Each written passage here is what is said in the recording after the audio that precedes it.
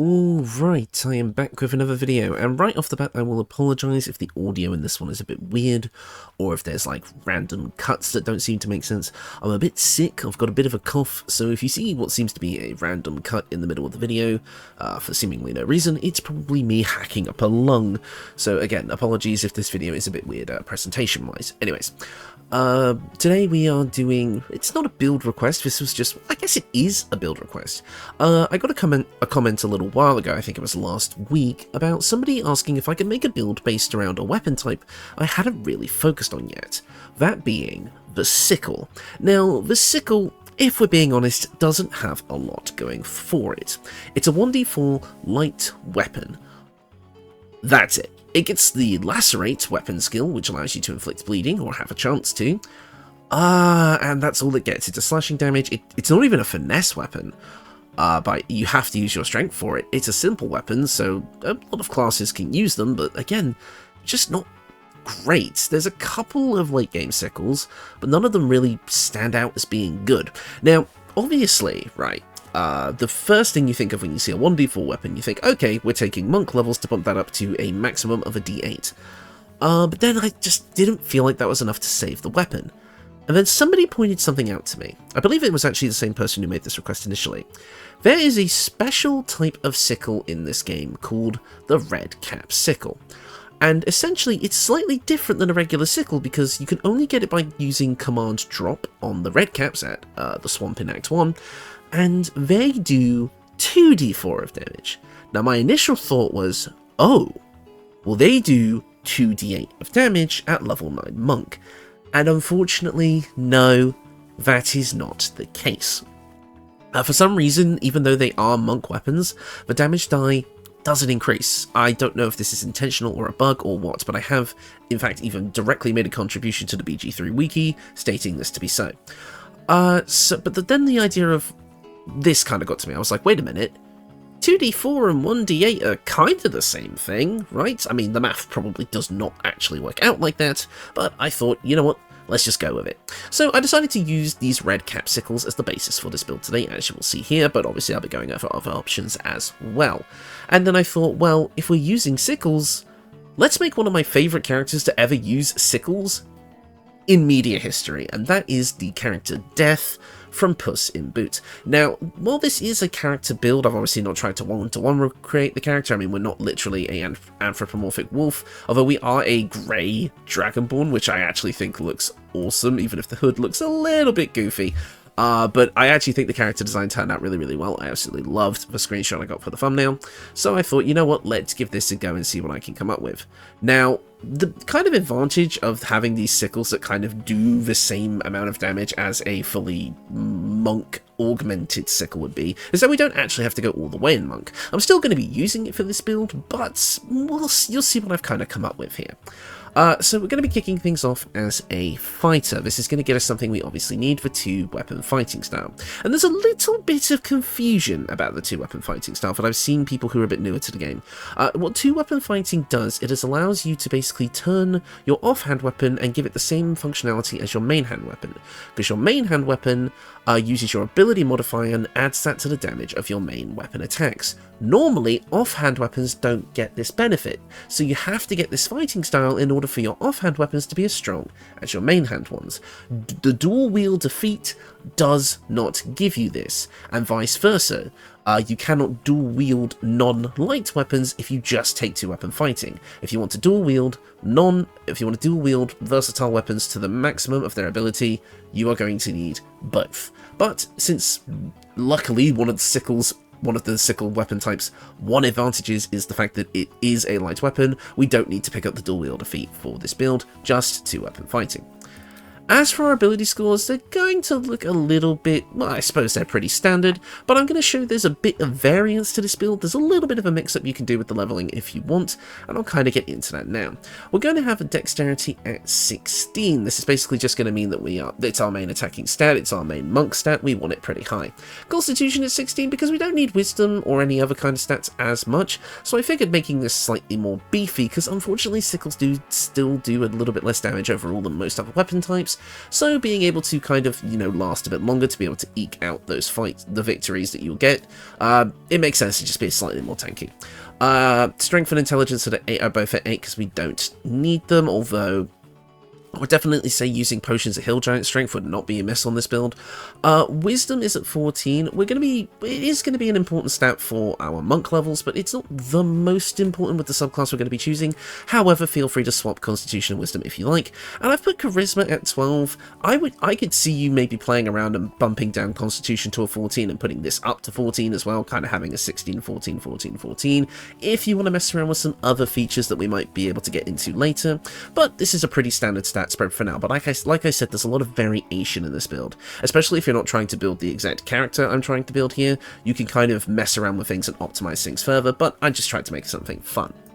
As for our proficiencies, I am playing a Dark Urge here just because the Dark Urge is a white Dragonborn by default, which is what I wanted to make. So, and all I kind of did to their design was change their frills to look a bit more hairy and, you know, darken their skin a little bit so they're a bit more grey than just white. But since we are playing the Dark Urge, we get the Haunted One background, meaning we have Medicine and Intimidation, and Intimidation is perfect for this build. I absolutely wanted it, and so I've just gone with Perception and Survival for our other two skills.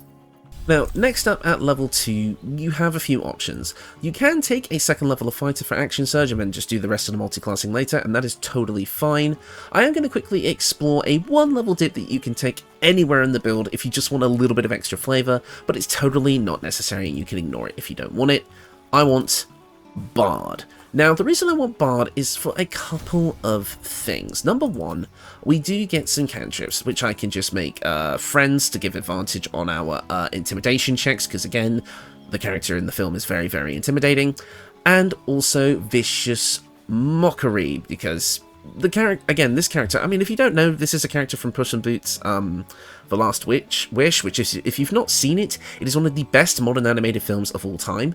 And he is a very, intimidating character who also kind of taunts his enemies, so Vicious Mockery absolutely makes sense. As for our spells here, I do want Dissonant Whispers because it gives us a chance to frighten a creature, which, again, Death definitely does.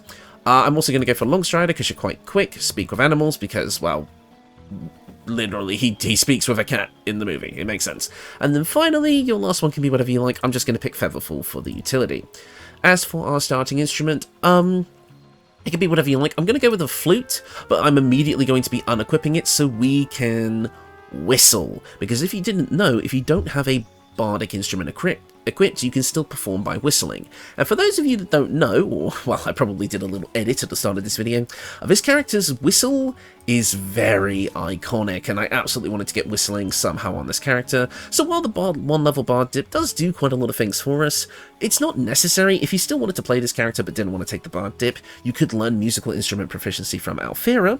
If you don't know how to do that, I will link it in the description perhaps, or you can find a guide online, but it's super easy to do. You can do it literally 5 minutes in Act 1, and if you just take the instrument off, you can whistle. So this bard dip isn't necessary, it's just here for a bit of flavour and a bit of extra utility. You don't need it. Feel free to take 2 levels of fighter or another level in something else. But we do get a skill proficiency here, and I kind of like going for performance here. I know it's kind of weird, for a character like this, but again, that whistle is so iconic, I want it to be able to have some utility actually in this game, and you can get a little bit of money if you make a good performance check. So there we go. And we're going to be leaving Bard immediately and going into our main classes. Let's start off with the big one, and it is Monk. This is going to get us things like our Monk weapons, allowing our Sickles to use our Dex, which is something we severely want. We're also going to be able to use unarmed strikes. We are going to get unarmored defense, but we're not using it. For fashion reasons, I've gone with medium armor here, which we can wear because we took our first level in fighter. But I would say this build would benefit from going unarmored if you wanted that extra movement speed, and maybe slightly higher defense, but honestly, medium armor is going to do you just fine, especially when our Dex will get as high as it does. So, and again, I think this looks badass. Unfortunately, this all-black die is modded into the game. There is no such die in the base game, so I apologize, console players, but I did find the black and jade green is a very close second, just not 100% right. Again, you might be not trying to make this exact character, so you might not care about the all black thing, but I figured I'd just bring it up. but the actual visuals of the character are not modded, just the die. Yeah, we're just going to get key and all that stuff, flurry of blows. You know how monks work. Next up, at Monk level 2, we're going to be getting bonus action stuff like Patient Defense and Step of the Wind to dash and disengage. Patient Defense is the only one I think is kind of okay here. I'm not a huge fan of the other two because they spend key points, and we're going to be getting better versions of these later. Next up at Monk level 3, we get to pick our subclass. Now, I am personally going to be going for Open Hand here, just because it gets me some things I want, but it also gives us like a more powerful flurry of blows if we don't feel like using our offhand weapon. But Way of Shadow would also totally work. It kind of leans into that shadowy fear aspect, but I just prefer Way of the Open Hand because if you've seen Puss in Boots: The Last Wish, the final battle is a very hand-to-hand martial fight, and it is super good, so I feel like Way of the Open Hand kind of giving you the ability to use both your fists and your weapon attacks with, you know, quite a lot of finesse and quite a lot of power is going to be awesome, so we're definitely picking this up. At Monk level 4, we are going to get our first feat, and I think we're just going to take an ability score improvement here and bump up our dexterity to 18.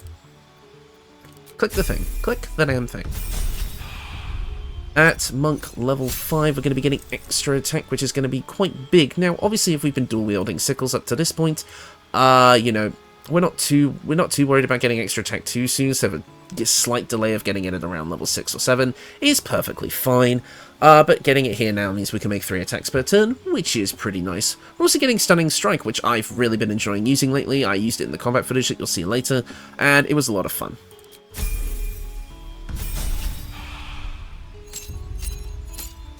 Then our final level of Monk is level 6, which is going to give us things like our subclass features for Manifestation of Body, Mind, and Soul, allowing us to do extra damage of Necrotic, Psychic, or Radiant with our unarmed strikes, which is nice. But also we get Wholeness of Body, giving us for 3 turns, we heal 18 hit points, we regain half our key points, and for 3 turns we have an extra bonus action, meaning we can make 2 weapon attacks with our offhand as well as our main hand, which is awesome. Now we're going to be leaving Monk. Again, we don't need to hit that sweet spot of Monk level 9 for our damage die because of the weapons we're using, so we're going to move on up to our final multi-class of the build, Rogue. You all saw this coming. We are going to get sneak attack here, but unfortunately sickles are not considered finesse weapons, which is stupid, so we can't sneak attack with them, which really, really sucks. Honestly, you could swap like the sickles for even daggers and you'd probably do better, but you know, it exists. Again, you can play around with this build. Using short swords would be infinitely more powerful, but I was asked to build sickles, so here we are. We also are going to get a skill and 2 expertise. I absolutely want intimidation expertise because, you know, we want to be intimidating. And I kind of like the stealth aspect. He is able to sneak around quite a lot, even though his presence is very intimidating. But he does kind of show up out of nowhere a lot in the film. At Rogue level 2, we're going to get our Cunning action, allowing us to hide, dash, and disengage as a bonus action, dashing being the most important. Again, if you're unarmoured, then it's not going to matter as much, you're going to have quite a lot of movement, but since we're wearing medium armour, being able to dash as one of our potentially 3 bonus actions is going to be pretty good. And we get that 3rd bonus action by going to Rogue 3 and picking Thief. This gives us an extra bonus action all of the time, so stacking this with Wholeness of Body is going to give us a total of 3 bonus actions, which is absolutely awesome. Something I think is just brilliant. It means you're going to be able to attack twice with your main hand and 3 times with your offhand. If you cast something like Haste on yourself, which I haven't included in this build, but you absolutely could if you got the Darkfire Shortbow, you could just make a lot of attacks, which will make up for the low damage die of the sickles. And then finally, we are going to take level 4 of Rogue for an extra feat, and I'm going to use this to bump up our dexterity to the maximum, that being 20, giving our weapons the most amount of damage we can give them.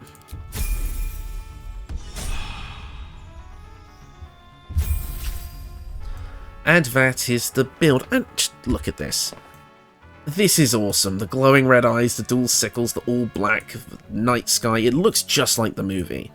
Like, well, no it doesn't, but you get my point. But overall, what you're going to be getting out of this build is a massive flurry of attacks. You're going to be able to attack over and over and over again using both your main hand and your offhand. And while, yes, again, these weapons aren't exactly ideal, they are going to do the job quite nicely. And again, you're still going to have all of the monk stuff. You've got your powerful flurry of blows, which is going to be augmented by our passive skills. We'll say necrotic because we're literally the Grim Reaper, straight up. And you know, you're also going to get a little bit of utility out of the Bard level, but again, you could go for Action Surge if you want to hit those big damage numbers, and you're going to have a lot of maneuverability thanks to the rogue stuff. So, I mean, overall, it's a pretty standard build. The actual leveling itself isn't that interesting. I mean, Bard is the most interesting kind of fringe option we took here, but again, I think most people would probably sub that out for a second level of fighter. So, overall, the build itself is pretty standard. What is important here is the equipment. Like I said, we have built around the red cap sickle. Now, it is considered a regular sickle in the game, but you will notice that 2d4 of damage die as opposed to the normal 1d4. Again, this is only possible from the red caps in, you know, Ethel's swamp. However, and of course you can grab 2 of them because there are multiple of them, so again, that's why the dual wielding thing came up. However, there is another sickle in the game that is capable of this, and we have the Sickle of Baldur. This is also a 2d4 damage die sickle, but obviously it doesn't quite look as good, especially for a cosplay build like this, so I've decided to mention it only because, and this is weird, all the mods I have that I used to add the equipment to my inventory did not include this specific variant of the sickle. I don't think a lot of people actually know it exists, not even the mod makers. So, but they did let me add the Sickle of Baldur. Now this sickle is 100% functionally the same as the red cap sickle, but I did have to use this one for the combat footage that you'll be seeing later. But they are 100% identical in, you know, stats and how they work, but they just look different. So if you see me using slightly different weapons in the combat footage, that's why. But let's get into the actual equipment now. First up, we have the Assassinable Cowl. We are playing a Dark Urge here, so kind of the idea of turning the Dark Urge into the literal embodiment of death felt pretty on theme here, and as such, and also I wanted the hood, so this was kind of the one that felt best to me. You can see in the dark up to 3 meters, and in addition, you gain a +2 bonus to initiative rolls and can cast See Invisibility, I believe once per long rest? Yes. Oh no, once per short rest, but it lasts until a long rest. Basically, this means that, you know, you're going to always be quick on the draw when it comes to combat, and your targets will never be able to escape your sight. I mean, death is inevitable. We are using the Sharpened Snare Cuirass as our armor. It's just one of the better kind of medium armors in the game. Again, with the all black dye, it does give me the look. It kind of gives me the look I was going for. It's not an exact silhouette, but it was as close as I could get. It lets us use our full dexterity modifiers for our armor class. It's not capped at 2, which is why our armor class is a bit higher. But also it does have Sharpened Snare. Creatures have disadvantage on saving throws when resisting your attacks and spells that inflict restraint. Unfortunately, we don't really have any of those here. Again, this is purely for fashion. I'm sure you guys are more than clever enough to come up with a good replacement for this on your own, but if you did want a kind of another neat fashion option that is unarmored, we have the Veil of Mourning, which means undead have disadvantage on attack rolls against you, and you have advantage on saving throws against their actions and spells, and can use Turn Undead. Basically, this because again we are Death, and the whole point is of the movie is that Death as a character hated the main character because they cheated Death so much. So having something that works against undead makes a ton of sense. But again, it didn't quite achieve that silhouette I was personally looking for because the shoulders aren't quite as wide, but it's still a very good look regardless, and I think people would get a lot out of it, but I'm swapping back to this for now. Next up, we have the Servitor of the Black Hand Gloves, which means our unarmed attacks are going to deal an additional 1d4 force damage, but more importantly, it lets us cast Fear. Targets drop everything and become fearful. They have disadvantage on ability checks and attack rolls. Literally, one of the big points of the movie is that the main character meets death for the first time and drops their weapon in fear. And the whole thing is death telling them to pick it up. And I'm not even kidding, in the combat footage you'll see later, this actually happened in the combat. I kind of role-played it out. It was so fun. You'll see later. I'll kind of go over it as it's playing. And finally, we have the Disintegrating Nightwalkers. We are death, we are literally unstoppable, so not being able to be enwebbed, entangled, or ensnared, and not being able to slip on grease or ice makes total sense, and also Misty Step to kind of allow us to, like, shimmy around the battlefield is super cool. But all of this is fairly standard equipment overall, perhaps aside from the gloves. But the accessories here, I think, are really where kind of give this build a unique playstyle that fits on theme. The Sentient Amulet is fairly standard, it just gives us an extra way to restore our ki, and again has a fun little questline attached to it. You can get a lesser version in Act 1, and then upgrade it by following the questline. But the real trick here is the rings. First up we have the Ring of Blink. This is going to allow us to cast Blink, which at the end of our turn we roll a d20. On an 11 or higher we vanish into the ethereal plane, and while there you cannot be harmed or seen in this world. And then basically we can kind of teleport a short distance and then reappear. Basically, this is going to give us a really interesting style, since we're not really concentrating on many other spells aside from perhaps Fear sometimes. This is a really fun way to kind of add a bit of additional survivability to the build, and give you the idea that you are this, like, being from beyond the veil who has come to, you know, reap souls, as you literally turn into a little soul and can move and can kind of teleport around and stop yourself from being hit. It makes total sense, and I absolutely love it visually, and the gameplay style that this enables is really fun. Again, martial characters getting access to Blink is so interesting. You'll see in the combat footage how it kind of saved my ass. And again, the combat footage for this build is probably one of the more interesting fights I've had in all my videos. You'll see what I mean. But the other ring I've gone for here is the Shifting Corpus ring, which gives us access to invisibility and blur, each once per long rest. Blur is going to make attackers have disadvantage on attack rolls against us. Again, it costs our concentration, but again, we can kind of pick and choose our concentration a bit more freely since we don't have that much. And as such, it's just going to make us more viable in melee combat, and also invisibility would allow us to kind of sneak into places to get the jump on things, but I'm more here for Blur. Invisibility is just a nice bonus on top. No ranged weapons for this build, but like I said, for Darkfire Shortbow, for haste would not go amiss here. So yeah, that is the build. And again, overall, this isn't the most powerful build I've made. The weapons really slow it down. If you decide to not use sickles and instead go for short swords or scimitars or anything, you're going to actually be a blender. You're going to be a powerhouse. You're going to get a ton of damage out of this. You're going to be an absolute whirlwind, attacking left, right, and center. It's a fairly standard dual-wielding monk build. I mean, again, a lot of people have made this because Thief Rogue synergizes so well with monk. But overall, yeah, I mean, it is going to be a fun player style overall. If you want to really roleplay to the, you know, the kind of build request and use the sickles, you're going to feel a little bit weaker overall, but again, just change up the weapons and you'll feel super powerful. But overall, I think the additions of things like Blink and the fear aspect is so fun. I mean, you're literally going to see in the combat footage, I'm fighting the main enemy of the tutorial area. I'm surprised I don't remember his name. I literally see it every day.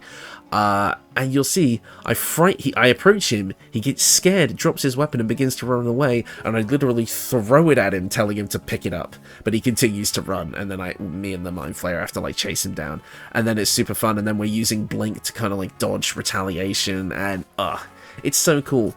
You may notice this, like, my HP might be slightly different in that video. I think I accidentally built the character wrong and did 14 Constitution and 14 Charisma. All that kind of did was just change, like, my HP. I don't think the odds of my Fear casting changed because it uses your spell casting modifier, I believe, which in that case would have been my Wisdom anyway, because they were both the same.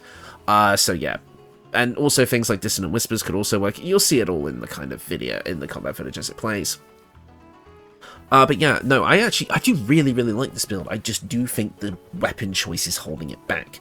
There are other weapons you could go with, like there is like the Wave Mother Sickle or something like that. Like there are other sickle options. I'll have some infographics on screen now so you can kind of have a look really quickly. Or I'll have them linked in the description. In fact, that's probably what I'll do because I won't want to cover up the combat footage because I actually want you to be able to see what's going on. So yeah, check the description for maybe alternative options there. But yeah, I mean, again, I do like this build, but I do think it is held back by the weapon choice. Use something else, and you'll have a great time. As for end of video stuff, I mean, we hit 5,000 subscribers recently. That is a big, big milestone. I mean, that's halfway to 10. I mean, this weekend we're going to be doing a really special live stream where I believe we're going to be coming up with deity builds. I think that was the result of the poll. So, you know, that'll kind of be the 5,000 subscriber celebration. I might also try and do a bit of a census soon. I kind of want to get everyone's opinions on where the channel should go moving forward. I kind of want to know why people, you know, why they subscribe to the channel and what they like about the content and what do they want to see moving forward. Don't, like, comment that stuff under this video. I'm mainly going to be kind of getting a legitimate kind of... I'm going to get another video out. I think this is kind of like a bonus extra video where I kind of ask those questions and kind of get people's results from that, because I think that's kind of the best way to do it. I'd rather have it all organized under one video rather than having it scattered across the channel. So yeah, that is the plan. I want to kind of get everyone's ideas on where the channel should go from here, because to be honest, if we're being real, Baldur's Gate 3 builds, and maybe even the whole game on the channel, it's not really going to last forever. And I think once the deity builds are done, this is nothing final here. Once the deity builds are done, or maybe once I've gotten those companion builds out the way, finished off, you know, all the main cast, I might start to slow the content down and actually try new things, but I'm not 100% sure yet. This is all just kind of thoughts that are rolling around in my head as kind of a channel update for you. I'll make an official dedicated video on this at some point, because I know not everyone sticks around for these kind of ending bits, but there you go. There's kind of a sneak preview of what I'm kind of working on at the moment. I mean, I've got some ideas. I'm thinking of maybe dealing with, you know, D&D itself, instead of just doing it through Baldur's Gate 3, actually maybe trying to build things for Dungeons & Dragons, which I know has been done to death by literally everyone. I mean, people have been making builds for this game for ages, but I feel like I might be able to try and put a bit of my own style on things, maybe actually including magic items as part of the builds, because I believe that if you have a good relationship with your DM, you can kind of say, hey, this is important to my character, can it show up somewhere in the campaign, you know, stuff like that. You know, that's kind of a, or maybe even going into tabletop RPGs that I, you know, play a bit more myself. Call of Cthulhu would be something I'd really actually like to discuss and talk about as part of a video series on this channel. Some other things that I'm kind of coming up. Okay, I am going to do a full video on all this, but people say that they like me kind of rambling over the combat footage, so, you know, I'm just going to keep talking. I might as well get these thoughts out of my head as kind of a, you know, bit of a ramble now, but do a more collected version of it in a dedicated video. I was thinking of maybe bringing back scripted content to the channel. I used to do, like, video essays. It's one of the... Well, I say video essays. I hate that term. It's not really an essay. Where it was scripted content where I kind of laid out my thoughts on something, but I kind of did it a couple of times, and so I might want to get back into that. I've got an interesting idea for a series where I take, you know, two different games and kind of fuse them together to make something new, or like a game and like a different piece of media, and like seeing what I can come up with. I'm thinking I might call it game fusion, like, or game polymerization or something. That's a bit of a Yu-Gi-Oh reference, because I am a bit of a nerd for that game. I don't know, something along those lines. I kind of want to get back into just making variety content, which I kind of used to do. I did make a different kind of video a while back, which was a Lethal Company video, which, I mean, it did not do well at all, which is why I'm a little bit worried about branching out a bit, but I feel like I have to try, because I'm running out of steam here. I think once we kind of have the deity builds underway and that's kind of going, I'll probably get back into the swing of things, but I'm really starting to feel like, you know, I'd like to do different things. So I think what's going to happen kind of as we go forward is there's going to be kind of build videos still, but they're going to be interchanged with and like messed about with, and like the schedule's going to be a bit weird, and like things are going to be, there's going to be new things, I guess. I might have even rambled on longer than the combat footage at this point, but that's kind of where my head is at the moment with this channel, as we kind of have hit this 5,000 milestone. Again, dedicated video coming up where I'll kind of go over these thoughts a bit more collected, so keep an eye out for that. That won't replace a regular upload. That'll be like an off day or something. I think that's all I'm going to discuss for now. I'll leave you with the combat footage if it is still playing at this point, and I will see you all next time.